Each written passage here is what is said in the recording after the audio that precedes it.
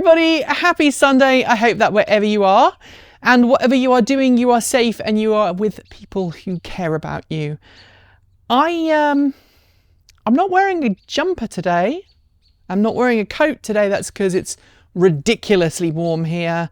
The temperature's really shot up into double digits in the last couple of days. It's like, I think it hit like 17 or 18 degrees Celsius here today, which is ludicrously warm. And it's not just me who's got a spring vibe. If I show you, look down here, forgive the lawn because it's a bit of a mess, but look, there's a crocus. It's popping up out of the ground, and that's kind of something that seems to be happening a lot here right now. We've got lots of spring-like growth. Things are starting to bud up. Like this lilac bush here is starting to bud up. We're starting to see some of the trees thinking about budding up and doing things. I don't think my cherry trees have got anything in them yet, but if you look, this apple tree here has started to think about starting flowers for the year. The big apple tree up there has started to make buds. I don't know about the big apple tree here. Yep, that one's doing it as well. So it's certainly, oh, and the cherry tree as well. It will soon be a time for blossom. And believe me, I am so ready for that. And I think everything else is ready for that too. Unfortunately, between last week and this week, I haven't been able to move any of my tubs, although I really want to. The weather last week was pretty terrible, and then the weather this week has been great, but we've been trying to get ahead with all of our production work because, well, we've tried really hard to not allow ourselves to be caught in a situation where it's just been the weather's been really terrible. We haven't been feeling like getting ahead, and now the weather's been nice and we've been feeling a little bit more positive. We've been working really hard to get ahead, and then maybe I'll go outside in the garden and start things. However, last Friday, and I feel terrible about it. The effect of being cooped up got to my hens. As you know, bird flu is a thing around these parts, and so hopefully once the weather is better, we want to actually extend our chicken coop. Now, our chicken coop was built for 7 birds, and by the calculations provided by various humane societies, the space that we have for our hens is much larger than the absolute minimum. In fact, it's larger than the recommended. But it didn't stop something really terrible from happening last week, and I'm struggling to talk about it. One of our hens was attacked and killed by one of the other hens. If you've watched the channel for a length of time, you'll know that we've had some issues with bird aggression, particularly from our rooster. He seemed to have initiated this one. And the hens got involved as well. We lost one of our birds, and I feel terrible because the day it happened, one of my dogs started making a noise about the time that we think she was killed, and had I gone outside and looked, I would have saved her. So right now, what I'm thinking about doing is keeping the remaining birds that we have. And by the way, that seems to happen as a cause of boredom, which is very common when birds have to be kept in for their own health. So I'm increasing activities in the coop, so increasing the little things that they can do to keep themselves sane. And I feel like a terrible chicken mum because that happened. But also, it is a side effect of looking after hens and chickens, and it does happen, but it doesn't make it any better. Luckily though, Ashley is doing really, really well. The rest of the hens, I mean, they're okay now, right? They're They're just carrying on as if nothing happened.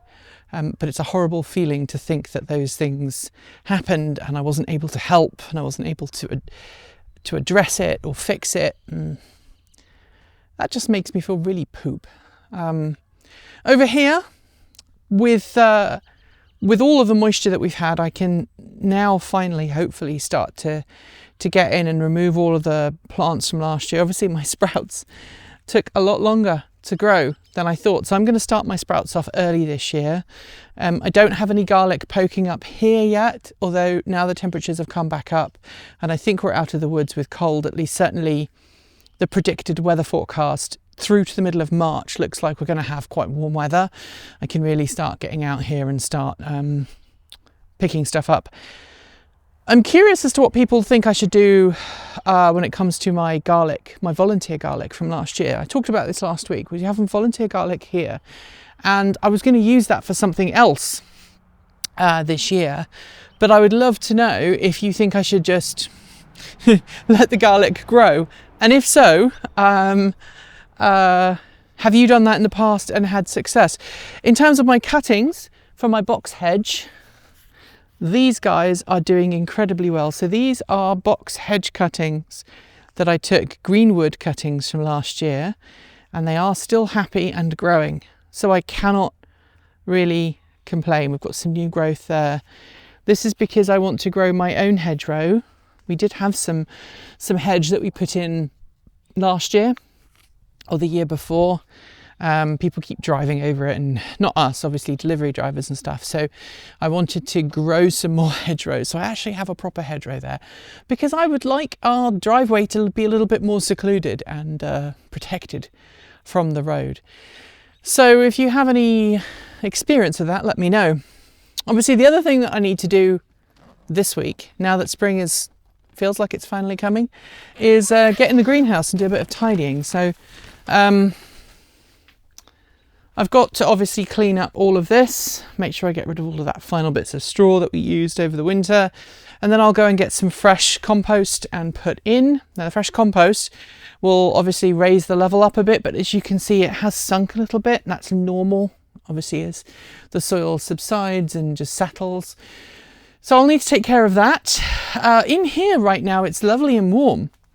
It really is lovely and warm in here right now because it gets a lot of solar radiation, it warms up the place, and then for the rest of the day it just retains the heat even if the temperature gets up. And even though we had some really horrible winds at the start of this week, we had like 3 or 4 micro power cuts, and you can see we had some big branches. So this was what the storm was like at the beginning of the week. This is the kind of stuff we had to deal with, and now it's nice and clear and sunny and dry, and it makes me want to get out in the garden. My daffodils are coming up, my crocuses are coming up, my hyacinths are coming up. Chickens are doing the deed in the corner. Charlie is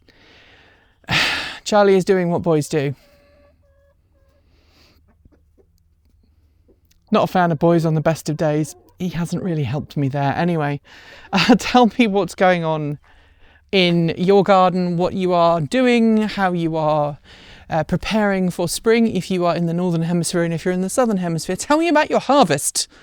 I want to know all the things you're digging up and putting in storage ready for the winter ahead. Thanks for joining us today, and if you've got thoughts, make sure you leave them in our Discord chat room, on our Patreon page, down below, or you can reach out to us on Mastodon or Blue Sky. Thanks to the amazing list of people scrolling by on your screen right now. They're part of the massive community of supporters who make this channel possible, helping us through Patreon and YouTube, covering our bills, paying our team, and helping us to remain 100% independent. If you'd like to join them and see your name listed here, just follow the links below. We've got options available across a wide range of different price points from $1.50 US a month. A massive welcome to our newest supporters: BK Davy D, ACM 1985, Alan Jukes, Larry E, Dana Vastman Pearson, Stephen Boivin, Idressa So Good Doggo, R. Thompson, Steve Hawkins, Peter Hoyflick, Steve Bogt, Timebender, Almir Demir, Eric Mara, Lucas Lipka, Stephen Stanton and Michael Kolasvari. Plus a special shout out to Andrew Miner, who missed our shout out when we switched systems. Sorry, Andrew. To join the list and get your shout out, become a paid Patreon member for your moment of fame, and either I or Kate reading your name out badly. And you can even gift membership to someone else.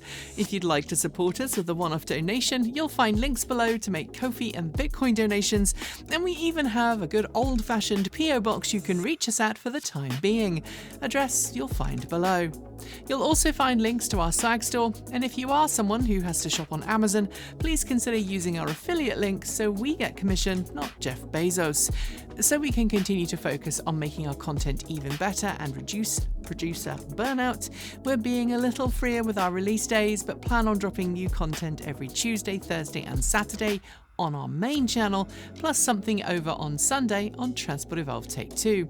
If you want more, the mighty algorithm that hates us thinks you should watch this video, but this one is one we'd like you to check out. Be awesome, be kind, be intentional, and don't forget to resist. Keep evolving!